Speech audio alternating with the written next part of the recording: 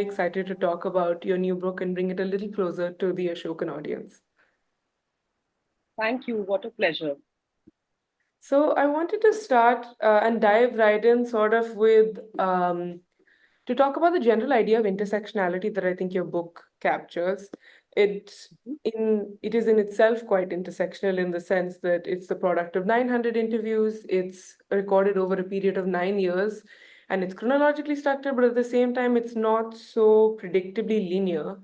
Um, Mhm. and and I think the themes are also quite vast. As put by the scroll, it includes the reality of women's-based informal sector labor, the illusion of a sharing role of responsibilities in domestic lives, and the role of community in providing solace from both. So I wanted to ask sort of that how did you ensure the intersectionality of your subject matter translated into the frame of your book and a general sense that it gives the reader? So I felt like when I was reading it, I felt quite targeted by how the book was written, and that I found myself seeking sort of easy anchors, like, say, Saida's outrage at majoritarian politics or an explicit rejection of her low wages. And that is all present in the text, but there's a way in which it is written, structured, and narrativized that uniquely forces us as readers away from a frame of singularity. So I wondered if you could comment on that. Okay, thank you for that question, Noor. Uh, for me, it like the book, and generally because I've been an independent journalist for the last 12 years, what is very is it kind of rings more and more every possible day is the fact that a lot of my journalistic training was to report about events and episodes and talk about if there's some communal violence, there's some sexual violence, if there is something related to a labor strike, right? We were initially in my initial years, I would report about those events, but not take into account what is the before and after of those events. And that for me was sort of very important. One example was I was covering the Maruti workers' strike that happened in 2010 in Manesar in Haryana. And one could not help notice the fact that when union leaders were arrested, it is their wives who had no association with the outside world, perhaps, were suddenly also the primary breadwinners and also taking care of the litigation and following up on the legal cases. So, for me, essentially, a lot of these big events were also speaking to me as the backstories of what is happening and who's picking up the load and who's doing this. So, for this book as well, I did wanted to look at what the chief female labor economy is in Delhi. But at the same time, as and when I started speaking to a lot of women in many like unstructured interviews or sort of group discussions or just informally chatting up, one realized that, you know, there is so much that is happening, which is not just labor, which is not just about Saida, who's a Muslim woman who was displaced by majoritarianism and came to Delhi after her room was burned down, after a series of communal riots in Banaras. But at the same time, what is it that she's doing now to survive and how her family has survived? So, intersectionality, as we say it, yes, it was very much something that I wanted to include, and one essentially also as a reader, as a person who exists in the world, it's really, really important to see how several strands overlap and how it is essential to look at things in totality in a comprehensive way.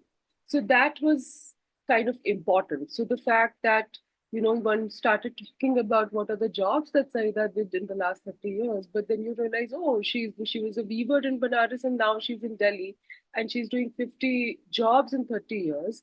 And at the same time, her family, her children who should be going to school are again caught in another newer world where they have they're choosing their partners, they're falling in love, and that essentially is also becoming sort of a political issue. But at the same time, they're also trying to eke out a living. For example, Reshma, who's a mall worker. So that these are things that are part of our lives. Even for ourselves individually, there is no one identity. There are multiple identities that are always at work.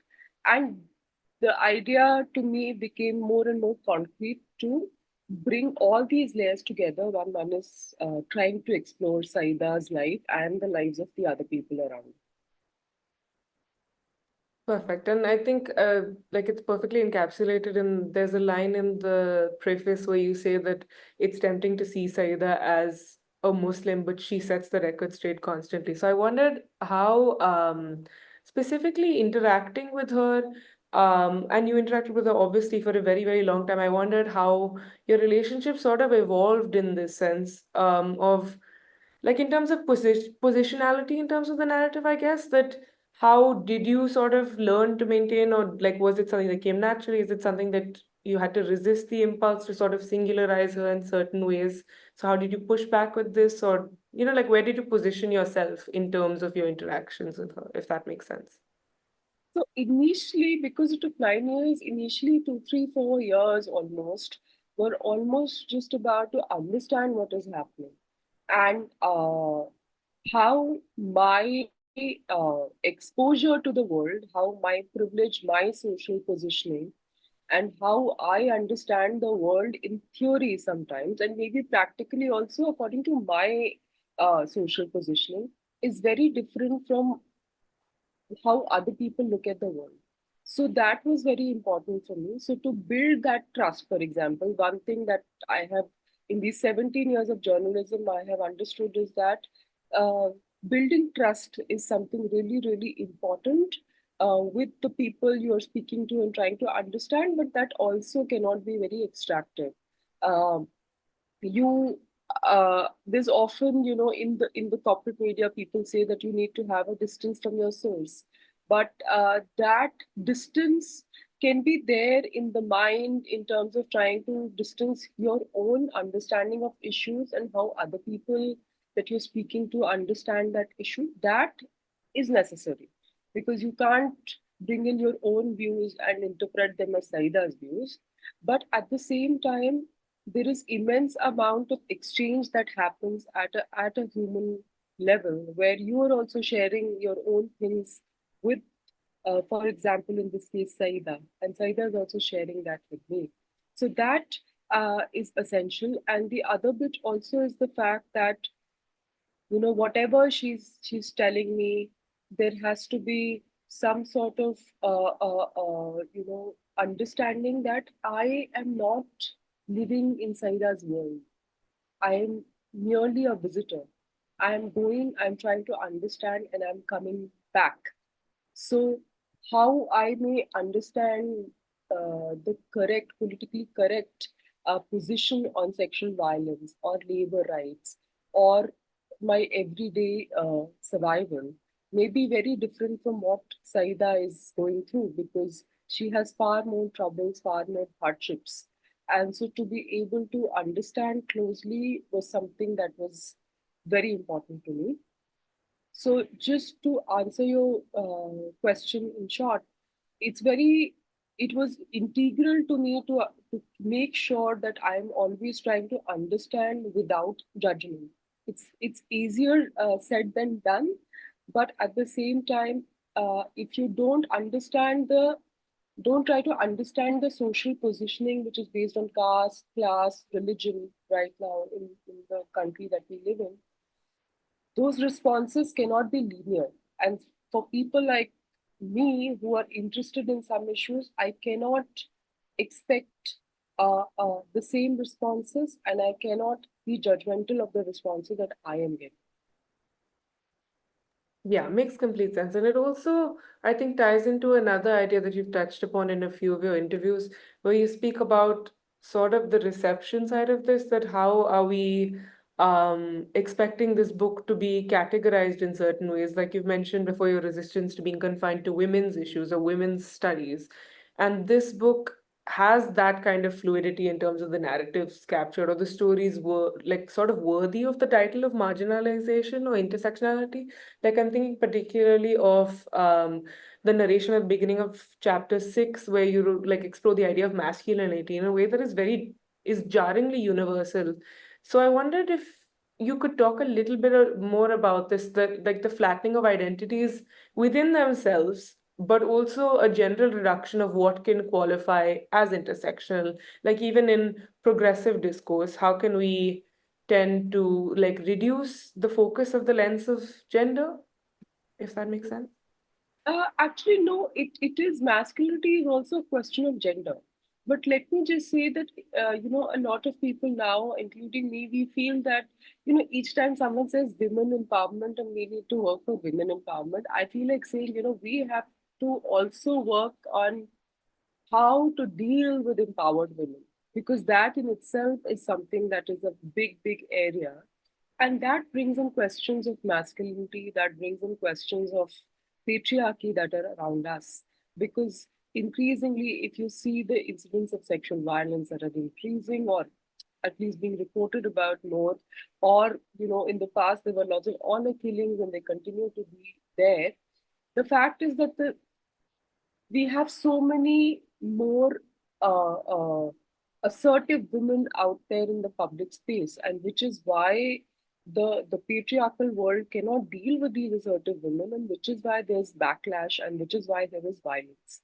So that's number one. And number two, also the fact that all these people that you mentioned in the book, for example, Saida's husband Akmal, who's an extremely skilled, specialized weaver, and who is reduced to now being a porter and being a cart rickshaw puller, and not being able to be the primary breadwinner of the family because he's extremely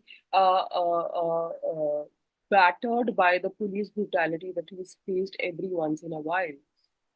So that also takes into account the fact that he's just not able to deal with this world and the pressures. Or similarly, for example, Salman, Saida's other son, who wants to be the strong guy who's actually named after Salman Khan, but can't really be Salman Khan because he does not have the skill, he does not have the resources, he does not have the privilege, and he cannot exist in this world where masculine identity is so supreme and needs to be asserted all the time. Or similarly, Shazi, for example, Saiba's other son, who does have a self-choice marriage, but there are consequences not just in the outside world where there is opposition to his love or his marriage with the person he likes because she's from another religion. But at the same time, within the family also, it's not like it's very cozy, because in the patriarchal world, you cannot go ahead and marry without the family's consent. So all of these things are playing a role. And then at the same time, the fact that you have to be strong, you have to protect, you have to be the primary breadwinner, but there is no job, there is no decent wage, you don't have resources, the police picks you up because the police often targets the urban poor all the time, and there is surveillance and there is violence. So these questions are very much part of the gender lens that we keep talking about, because anything that happens outside in the world, it affects people of various genders differently. So if you sort of impose something like CA and RC from up above, it affects people differently according to their gender. It affects women more because a lot of times in India, women do not have official documents because there's no need to get official documents made for them because they're not out there in the public spaces.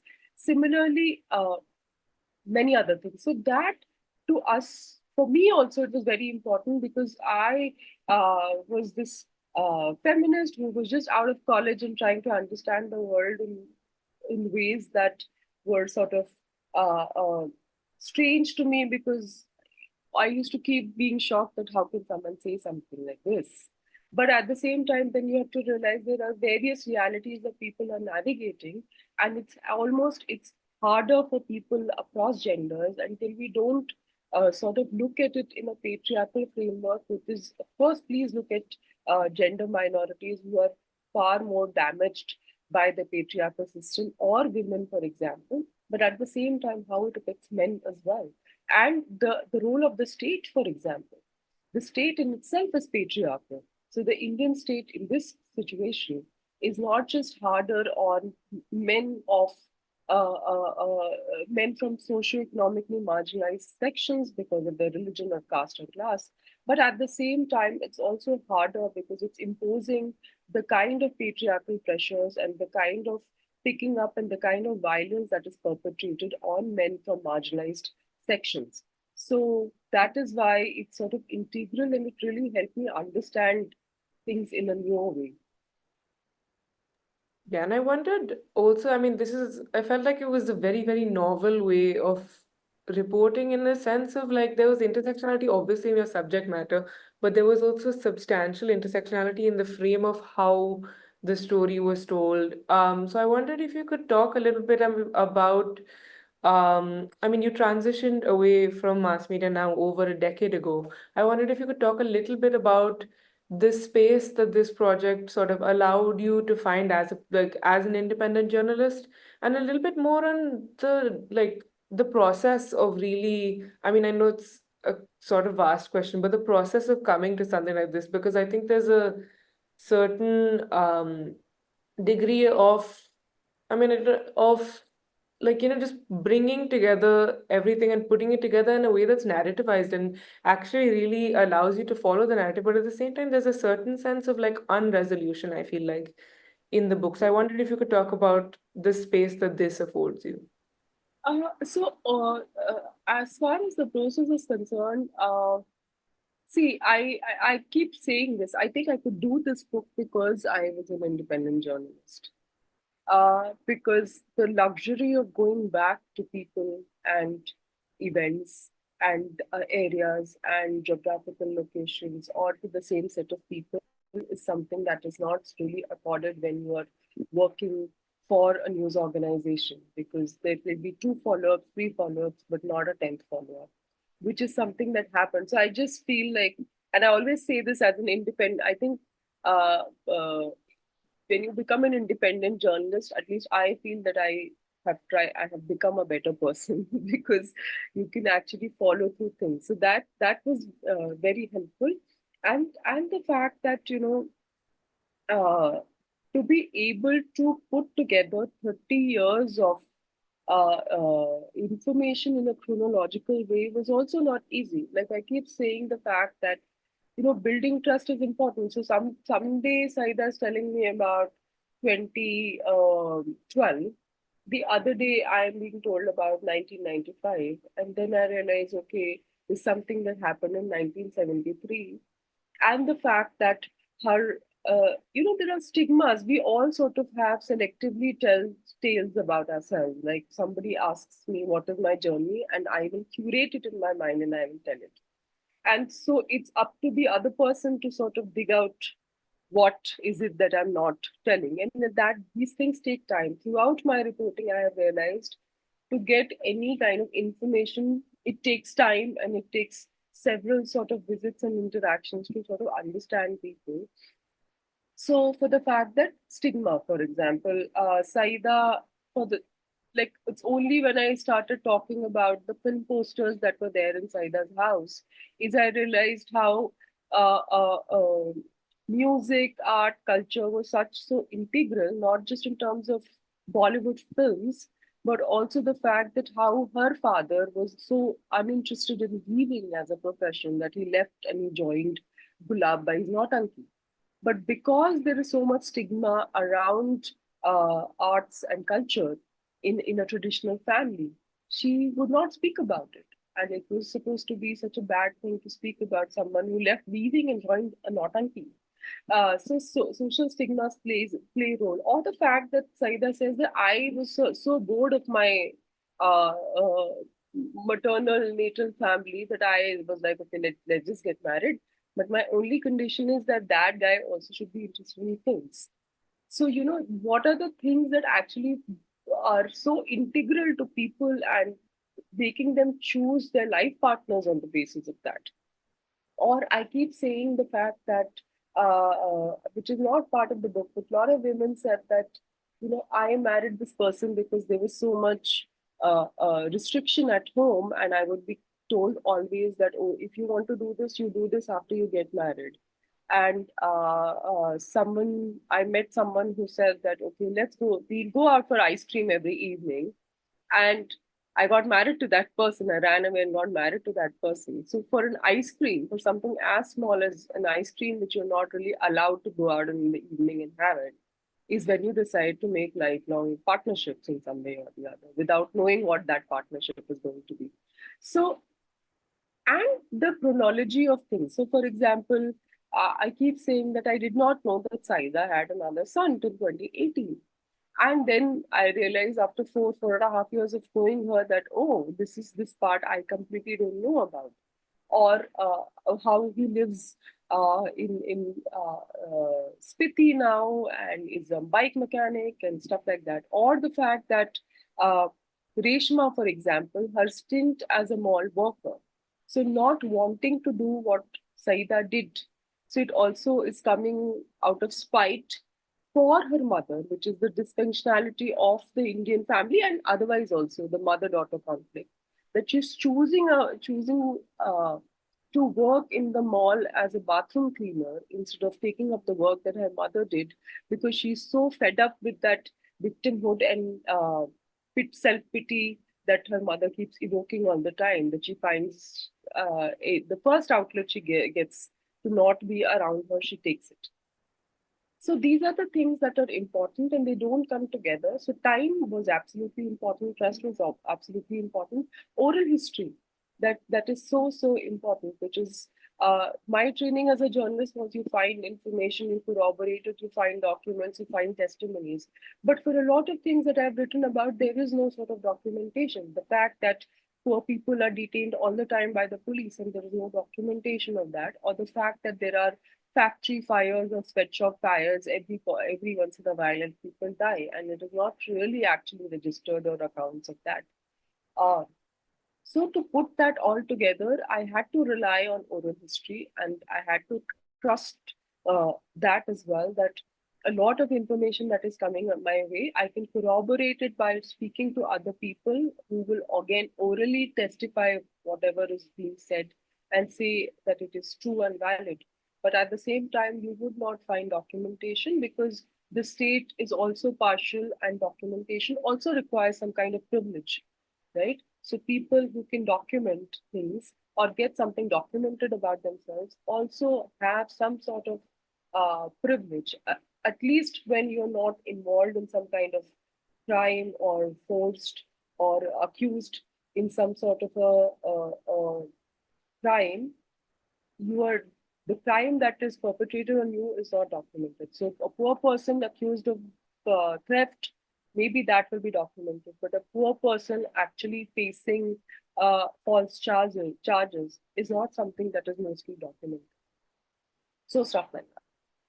Yeah, for sure. And I think this leads into my next question, which is about this level of documentation. That I think your book does deal a lot with the humanitarian aspects, but it is undercut by certain statistics, by reports, by certain, a lot of data. So I wanted to ask a little bit about that. Like I found when I was reading, and the way it's reported is also, it's like it's sort of just put there and it's really allowed to speak for itself. And it's so there's that one instance where, and I just want to read this out because I remember being so jarred by this. It took me a second to think like, is this actually real? Where you reference the 2006 Arjun Sen Gupta committee report that found that 93% of all non-agricultural workers in India work in the unorganized sector. In urban areas, 96% of women workers are part of the informal sector, which accounts for 50% of the national product. And there are 80 million women like Saida who do home-based work but are not counted as workers. So I wondered if you could comment a little bit on your use of data and statistics in terms of the process of collection. So I wanted to ask about this accessibility and inclusivity question, and then also just in terms of data access, was the data current and like just generally your intention of introducing so much jarring data into the book? Mm. So, no, mostly in the book, I have tried not to use a lot of data. Like what you read out about the Arjun Sen Gupta report was actually essential to put in because that was the first time ever home based work was acknowledged in India. So the Arjun Sen Gupta committee report was the first one because at the same time there were lots of these conversations about the National Sample Survey organization study that is supposed to be the most comprehensive to sort of understand what is happening in India with people. Even that data would sometimes not reflect women's work as home-based workers. And there were many reasons for it. For example, even while I was working on the book, I would go and speak to women and ask them, "Do you work?" And they would say, "No, you don't work." And then you say, "No, but you are working right now and stitching footballs." And they would say that, "No, this is just to buy milk or grocery." Right? So even to oneself, uh, uh, women themselves would not acknowledge that they were workers, and even the inability of any kind of data to find or kind of recognize or acknowledge the fact that a lot of work is being done by people who are paid very poorly. So, data for me, I have always resisted the urge to put in more, because what is happening in this whole big data tech conversation, everything, what is happening is that people are generally basically being reduced to numbers. And that is what that I have been seriously averse to in the book, because a lot of times when numbers are put, there is no human face to that number. We don't sort of understand what is happening to people on a daily basis. So even in the book, like, the state is completely absent. I haven't spoken to any state players, or I have not gone to big studies and surveys about numbers, because I also feel that the technical categories for data collection also sort of do not hold true any longer. Like, for example, home based work is technically unskilled work. But is it really unskilled? Because 2 weeks you're making tea strainers, the third week you're making cycle brake wires, and the next month you're actually making helmet parts. So it requires immense amount of skill to actually do that. So even those categories of collection of data no longer sort of apply. So that was sort of essential, and the fact that the state in itself is sort of not uh, geared towards documenting what is actually happening on the ground.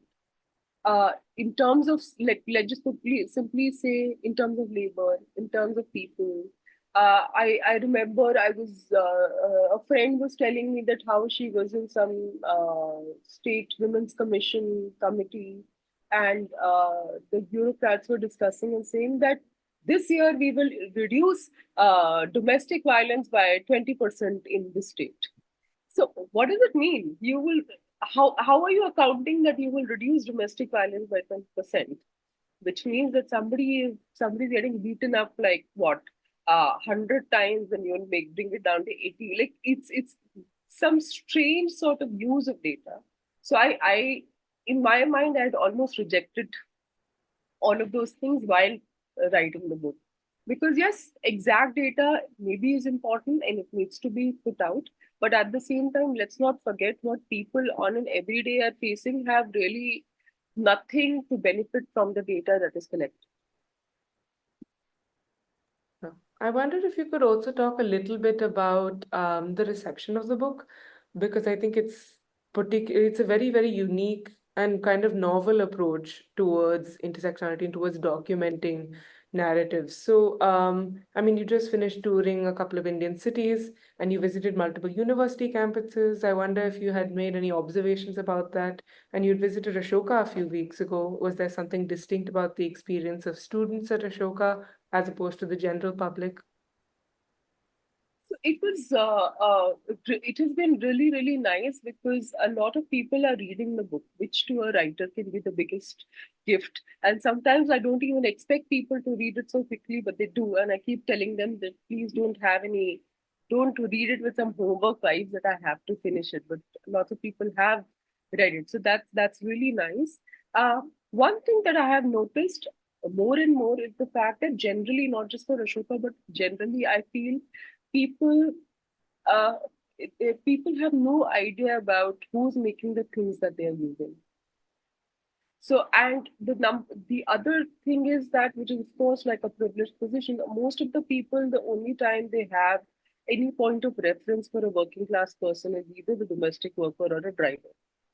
So it tells us that basically people don't interact outside their class unless there is some service that is being provided to them. And so actively, we are not thinking about, we keep talking about pluralism, we keep talking about diversity, we keep talking about inclusivity, but our imaginations and our brain is really completely shut out from imagining what how people from various classes are contributing to our lives. So if you're using a mobile charger, somebody is assembling it, right? If you're using a notebook, somebody is binding that. So I generally feel that people have no idea. With Ashoka, it was really really nice because uh, uh, having taught at Ashoka for 7 years, it was really, really interesting to see some of my students turn in and students who did not finish their assignment, but they had read my book. So that can be the greatest gift ever. And just getting the theme and what I was trying to say. For example, like you keep saying intersectionality, but also gender lens, or also looking at labor was kind of nice to see those questions and those comments come from Ashoka students when I was there. Yeah, so I wondered, just to close that off, if you can talk a little bit about the stakes of the book. I mean, you sort of mentioned it, but I think also, like what we were talking about earlier, there's a sense of like yes, but a lack of a clean conclusion. Like even as a reader, I found myself very geared towards seeking a clean conclusion to the story because you had followed this character and you expect a certain arc of the narrative. But your book really resists that. So I wanted to ask you a little bit about, in terms of narrative, how have you sort of deliberately structured that to lead to a larger meaning, or like no, I mean, like what do you hope that prompts readers to notice or reconsider? Yeah. Uh, no, of course it's non-fiction, so I can't engineer something. So, and the other thing is, this is how life is. There is no conclusion. There is no logical conclusion to anything. There is no closure most of the time. And you just move on. And this is what Saida's life has been, and this is what our life is pretty much. Right? There is no sort of logical end or conclusion. So things happen, you move on to the next thing. And particularly when you're living in crisis all the time, you're always jumping from one crisis to the next crisis to the next crisis, and the priorities are completely different. So you don't even actively work towards getting a closure because that is not priority. The priority is to survive. And so that is what also in the book one has tried to sort of bring in, which is the reality, which is the priority is not to look for closure. The priority is to move on and live the next day or the next week or the next month and deal with the next emergency that is coming your way. And so that's how it happened. It reflects life and it reflects our realities. Wonderful. And just to close off, I wondered if you could talk a little bit about the New India Foundation, just generally the network of fellows and trustees and your journey since getting the fellowship in 2017, the support given by the organization. Uh, Absolutely at the top of my list. I'm really, really thankful that I applied for the New India Fellowship because the application itself helped me write the book proposal, which I would have never written otherwise. So that was the first step. And the second thing is, with New India Foundation Fellowship, there are two things. Of course, the money was really helpful for me as an independent journalist to work on the book. But the second bit that was very important was that for me to sort of understand what the publishing world is, which for me to get the kind of mentorship that I got from my editors at New India Fellowship, from the trustees in the New India Fellowship, and always available for me to sort of pick up the phone and ask like some trivial question which is very important to me, and they treated it with the same degree of urgency that I had. So that's very good, and also to make a network of people who are collectively geared towards understanding the world in a nice way and be there for each other to help support. So you don't have to. Otherwise, I was very intimidated by the publishing world, thinking that, oh, I don't know anyone, I don't know any publishers, I don't know how to write the book proposal, I don't know how to write the chapters, I don't know how to get this published, I don't know whatever. So all of that, because of these almost all these years of running the New India Fellowship, the system was in place. And for anyone, because I keep saying that I still feel like an outsider in the sense that uh, I mentioned it in the book also that I had not even read a full length English book till I was in college. And from that to this point where I have been able to write a book is totally because of New India Fellowship. Otherwise, it would have not happened. So to just give that space for people who are not familiar, who don't have the cultural capital, who don't have the social support, it's absolutely, absolutely fabulous. And I'm really, really much gratitude to New India Fellowship for making this happen for me. Otherwise, this book would have not. Thank you so much.